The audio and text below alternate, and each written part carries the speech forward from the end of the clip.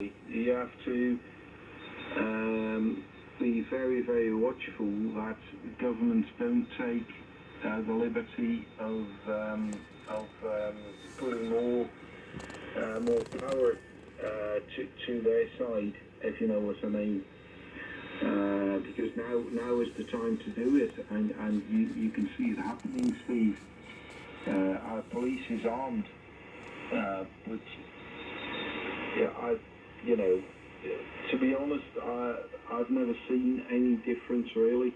I mean, the Dutch police are quite nice, I must say, but I must say they the use of a firearm is very, very rare. So they might as well not be armed. So but then again, the average intelligence of our armed forces and the people is quite high, and you wouldn't want anybody with lesser abilities being armed. It's just the way it is, Steve. I mean, I can't put it any nicer than that. So, if you go to the United States,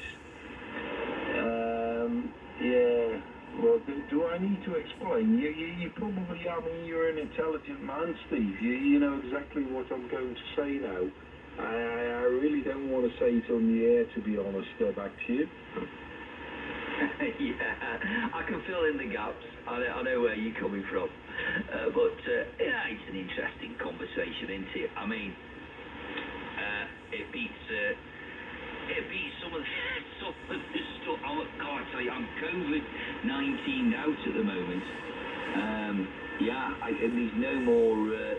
I can't keep any more in the vocabulary. It's like 24/7 into the minute. I know it's a terrible thing, but come on the radio, get away from the news. Bloody hell, we're bombarded with the stuff of 24/7. Bit like the Brexit, but you don't hear the Brexit now in the UK. One thing's for sure, Hubert, they'll never know how bad Brexit was for us because it's masked by something far worse. Go ahead. Yeah, absolutely. Absolutely, and there's no way to tell afterwards, what the cause was, and politicians will take advantage of that. I tell you that, because it will be bad. It will be bad, Steve, as you well know. As I said, you're an intelligent man. You know exactly that the European Union isn't going to let you go easy. They just want to set an example, and Britain, of course, is Britain's strong, but they can't do anything about this. It's going to cost them dearly. But the cost is going to be masked by all the expenses that COVID caused, So, you know what's going to happen. We can all see it, but I don't know. I've always said England will be okay. With or without the EU, and I still think it will be. It shouldn't be any problem at all. But of course, I mean, we've fucked up our economies because of this COVID thing, and Britain has done the same thing. They've tried to ease on it, but if other countries do this, then there's no way you can avoid it really, because international trade is gone. So. We all have to recover from this, and I'm sure we'll be all right. I mean, if you ask me personally, I think we're heavily overrating this, because the chances that it is dangerous to you personally are very, very slim. You know, and if you take into account the number of people that die of the flu every year anyway, then I think we're a little bit overeating this. But you know, to be honest, I think that people of you know, ages between 0 and you know, 50 or something should go to work anyway, maybe 60, and just do the thing. Because yeah, we can all stay at home. I mean, you can see the average thought in the Netherlands at the moment is that people are getting so fucking tired of it. You know, fed up with all the news, fed up with all, you know, all this media. Every day they're gonna tell you how many people died. I mean, if they do that every year of people who are getting the flu. And die of it, which is a common cause, you know. I mean, you know, if you're old, and how many times do you hear people get in hospital and they got a lung infection and that was it, you know. It's quite common cause of death for old people, you know. And yeah, I mean, you know, we're just ignoring that, and you know, it's like yeah, common panic really. I think, to be honest, and I think we've got to get our acts together, because you know, at the time we're doing this, we're weakening our companies, and China has got the money. They're buying all these companies, and we should be very, very aware of that happening at any cost, because I mean, we can save a couple of 80-year-olds, but they're going to die within, you know, 3 or 4 months anyway. Most of them would have died from the flu in a winter anyway. So yeah, I mean, I can understand the idea, but we've got to be realistic as well. And there's other countries where they have you know, economies that are not as strong as ours, and you know, they're ruining whatever they have, and people are going to die from that. Because they can't sustain any, you know, medical system after this, you know. So I mean, they can look at yeah. I won't give you an example, but you can know what I mean. But yeah, there's enough countries that are really, really in trouble now, and people need to go to work, because if they don't, they will die. I mean, if you stay at home or I stay at home, I get some money at least from the government, or you know, get some help to sustain myself. But there's plenty of countries where they don't, and if people don't work, they don't get any money at all, and they will die from hunger. So I mean, the system we have now is just, you know, unsustainable. We have to move on. Back to you, Steve. Yeah, I think you're right. I think we've got to. It's tough. It's a tough one, isn't it? It doesn't help having 24-hour media just bombard us with it. It just doesn't. I don't think it helps, you know. They're just... I think the problem is there's too much media coverage 24/7 of the same stuff. You know, we don't want 18 channels break stations and all this telling you the same thing. It just doesn't weigh good with me. And the problem with it is it's sold under the, well, it's public information. We're important. Government said that we're critical workers because we're spreading the message. Yeah, well, you need 2 or 3 stations doing that. You don't need this myriad of 24/7 news from around. You know, I mean, in the UK we've got Sky News, BBC News. You know, then we've got this thing as well now. We've got UK speaking foreign news as well, where we've got, you know, Russian news, but from London, and that sort of thing. It's just, I don't think there's any need for so much news, you know. I'm not into censorship, but it is a bit too much. Any case, changing the subject, Simon came to talk to me last night. Looks like, I can't believe it. You've got him interested in FT8. He was setting his radio up today for FT8. He was asking me about it last night. So yeah, you sold it to him, Hubert, go ahead. Yeah, well, I told it to him because I'm quite happy with it, to be honest, Steve. You know, there's some people say it's not proper radio, but to be honest, I can't give a shit. I couldn't care less. I don't care. It works, and it's proper two-way propagation thing. And I don't care. It just keeps me busy, doesn't it? And well, that's it. You know, I've worked more countries than I have with a single sideband, of course. So yeah, I mean, I'm on to 70. I had I think 42 countries, something like that. And a few days later, I had 70, I think I have 74 now, something like that, with, some quite rare ones, Iraq, and, quite good, actually, and you can see what your antenna does. And the good thing about it is that you can,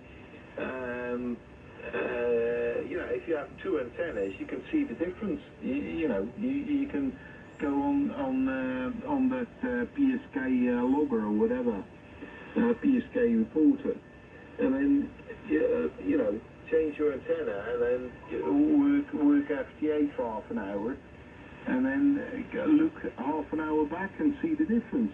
It's really great. I love it, and I'll probably get tired of it within if I can't get any more stations that I need, but until now it's okay. And then if I get tired of it, I just move to something else, Steve. It's simple as that. But there's a great station there, Steve. You might take him in.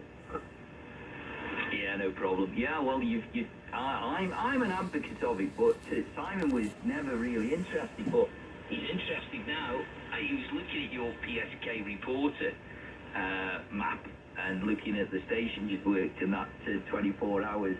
So I think that's what's got him intrigued, which is great.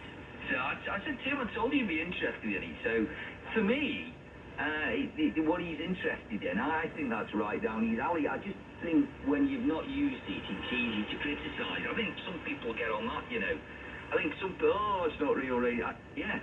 You'll probably find you haven't even used it, mate. You know what I mean? You get them, and you also get the ones that go, oh, that's not real radio, and then you see the call signs on it, and they're using it. So I think there's a bit of that going on as well, Hubert. Any case, if there's a break station, this is G1YPG.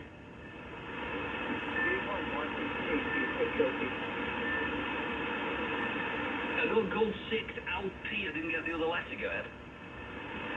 GW6, Lima, Tango, Gold 6, Lima, Tango. Just up in the antenna, just had the flare around it. Massive. Yeah, okay, Gold 6, Lima, Tango. Very good evening to you. Name's Steve here, QTH Stone in Staffordshire. With Hubert, Papa Hotel 2, Uniform November. Hubert's over in Holland. So, very good. Nice to meet you. What's the name again? I missed that bit. Go ahead. Gold 6, Lima, Tango. Name is Ron, Romeo Oscar November. Location, Northwest London. Facing my now, as the M1, the A1 and the A41 coming to London, you have the RMC independent one side of the motorway. I live on the other side of the motorway. Thank you. Yeah, okay, very good there, Ron. Ron, you're about 5 and 7, 5 and 8. I'm attenuated, so the signal strength seems a bit stingy, but that's just because I'm attenuated. Noisy band tonight. Look, that's lots of stuff going on to the north of this, north of this frequency. All sorts of bloody noises and stuff. But any case, I can hear you, Ron, no problem.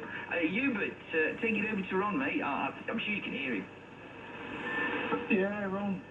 Good evening to you. We've spoken before, I see, a couple of times, so you probably know me. It's Papa Hotel 2, Uniform November. Name is Hubert, Ron. Back to you. LCC, okay then, Hubert. Yeah, I do remember the full side. Now, so we're just playing with a little French 1500 here, which is 4 watts now, right in from the small end. I just had to try to get everyone to work.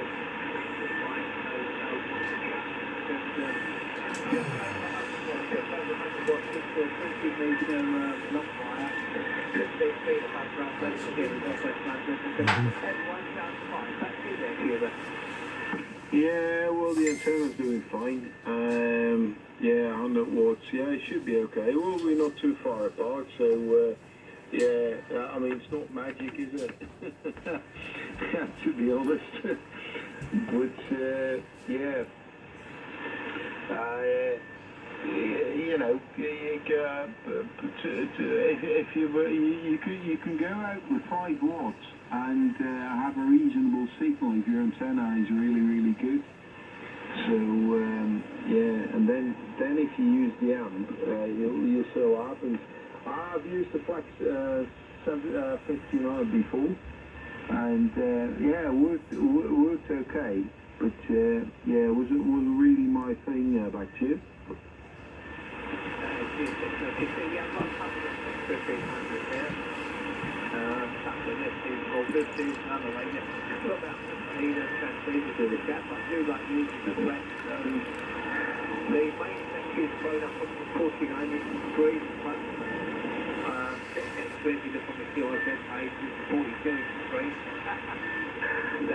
Because I did because when it is because it's not getting so old now that the larger screens make it easier for me to see. But back to the other UK stations, sorry I've got the full sign. You take something. Yeah, okay, Ron. Yeah, it's G1YPG. Yeah, very good, Ron.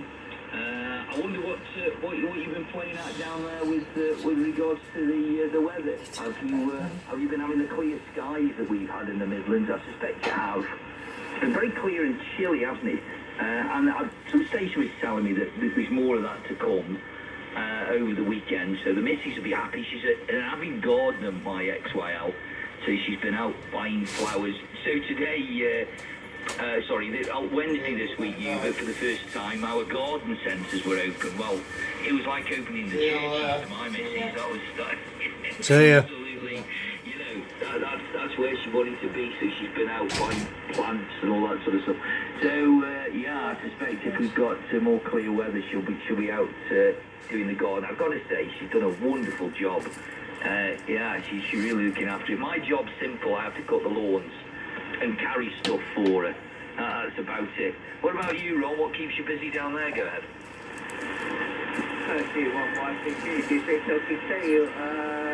I supply the masks to the NHS to the COVID-19. We're a French company. We can't supply out of France. Because of the French government mandate taxes, everything made in France, made in France. So we've had to buy a new factory somewhere else in the world to start supplying 7.7 million masks into the NHS. That's what we do. The white care manager, so we're both on the front line here. And everyone else has been on taking nice and easy for the last 7 or 8 weeks. And we're the only car that moves off the road every day and goes to work, actually. Yeah, I can see that. So I've been